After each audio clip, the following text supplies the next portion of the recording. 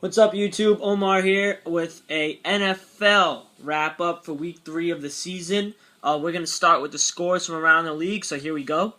In the Thursday night game, the New England Patriots beat the Jets 13-10. Notable stat in that game, probably that the Jets had 4 turnovers and the Patriots did not turn over the ball. That led to a win pretty much. Okay, now Sunday's games. The Rams beat the Falcons 31-24. The Falcons beat the Rams 31-24. Matt Ryan looked like he had a pretty good game. The Bills came from behind to beat the Panthers 24-23 on a final seconds touchdown pass from E.J. Manuel to, I believe, Stevie Johnson. The Bears beat the Vikings at home 31-30. I guess the Bears are 2-0. Can you believe it? The Packers crushed the Redskins 38-20. It was much worse than the final score suggests. The Dolphins won on the road against the Colts 24-20 to improve to 2-0.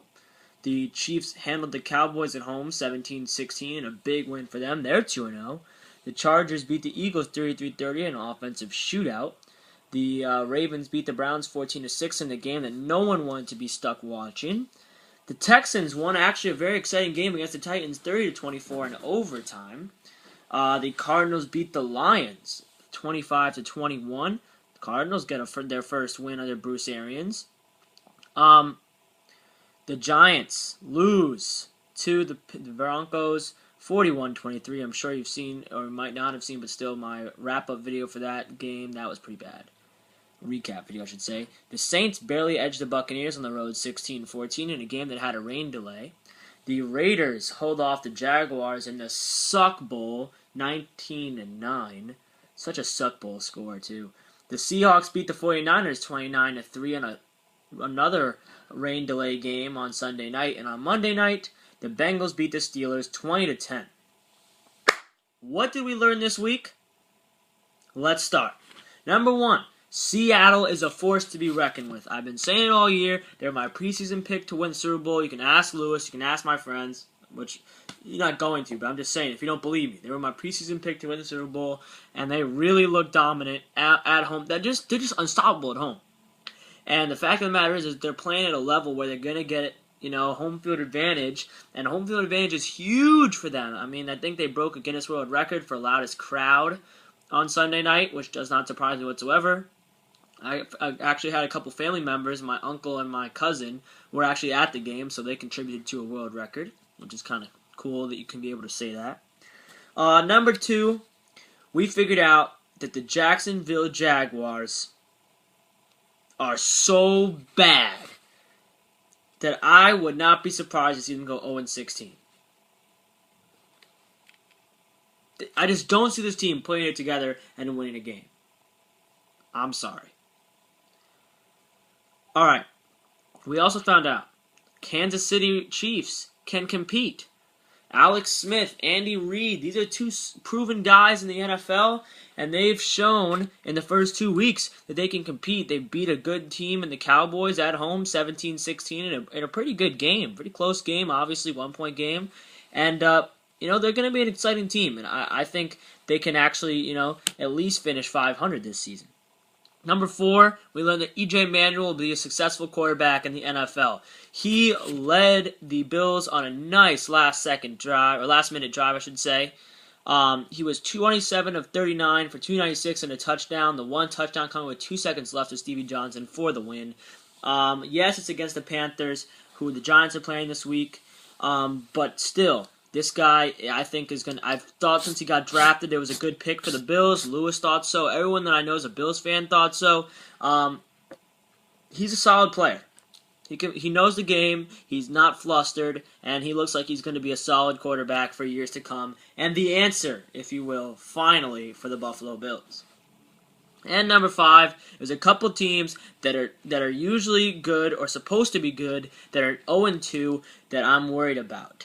Besides the Giants, I'm not really that worried about us, but here's the teams that are 0-2 that are notable, because there's a lot of them that are notable and 0-2. The Giants, the Vikings, the Redskins,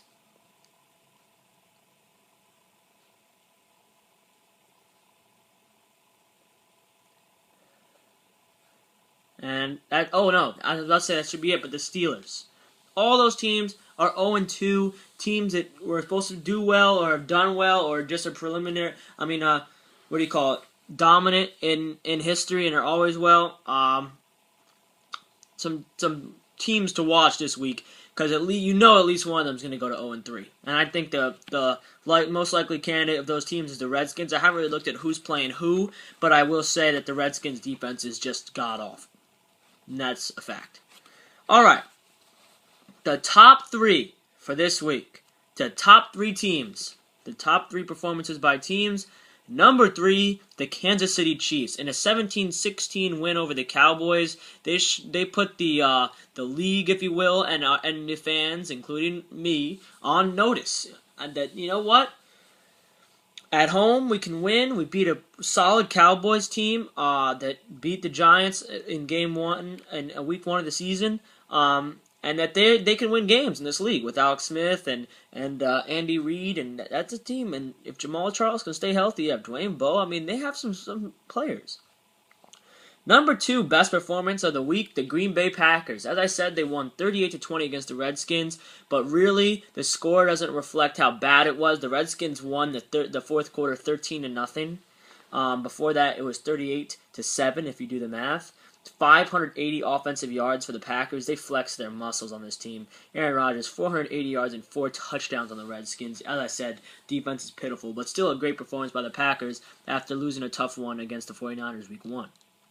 And number 1, of course, the Seattle Seahawks. How can you not pick a team that just absolutely, positively dominated the 49ers, who some consider the best team in the league? They're right up there. You're telling me 5 takeaways. The defense is just great. You give Kaepernick time to throw, and he has nowhere to throw the ball because the secondary is so damn good for Seattle. They're scary, and they're 2-0.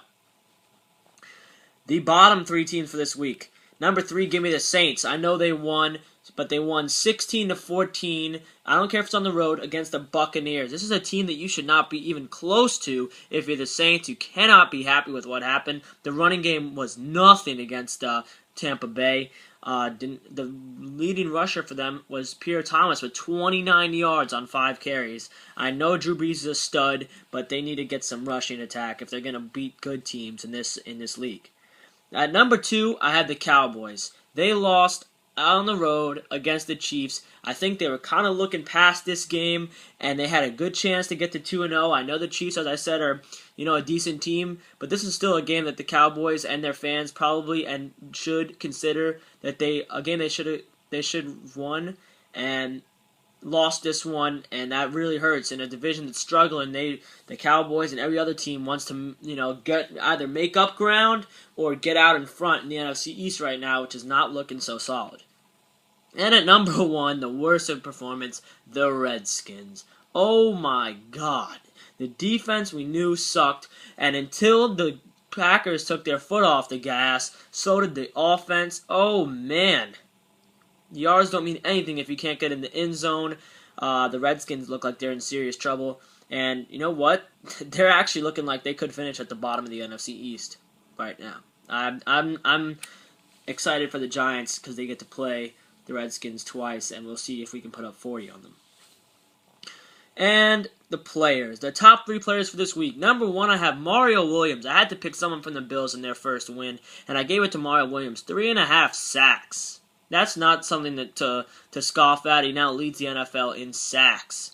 Number 2, we have beast mode, Marshawn Lynch, 135 total yards and 3 total touchdowns against a San Francisco defense that, again, some consider the best defense in the league, especially against the run. Great performance by Marshawn Lynch. And number 1, Aaron Rodgers, 34-42, 480 yards and 4 touchdowns against the Redskins defense. That's a smack. That's a whooping. And the bottom 3 players for this week. At number 3, checking in, Maurice Jones-Drew. When you're going up against the Oakland Raiders defense, you gotta get more than 27 yards on 10 carries. You're MJD. Are you fading on us? Are you there? Are you still alive? I don't know. Number 2, another running back, DeMarco Murray for the Cowboys. He's a big reason why they lost this game. 12 carries, 25 yards. DeMarco, come on. You're supposed to be responsible for a good, solid Cowboys running game, except it's not solid, especially not this week. And number 1, Colin Kaepernick. One of my fantasy teams has him on it, but luckily we still won because of Marshawn Lynch. But Kaepernick, 13 of 28 for a $127 and no touchdowns. Oh, I know you're facing a bad secondary, but that's not going to get it done. And you know what? You're going to have to face this team again this year, and then maybe again in the playoffs. So get used to this great secondary you're looking at, especially Richard Sherman, who picked you off. That's my NFL recap for Week 3. If you like something, comment about it. If you don't like something I said, comment about it. I'll be coming out with a hate week video for the Panthers coming up soon tonight. It's still early. It's 4:19 right now. So, yeah, that Panthers video, the hate week one, will definitely get out to you. That's it. Peace.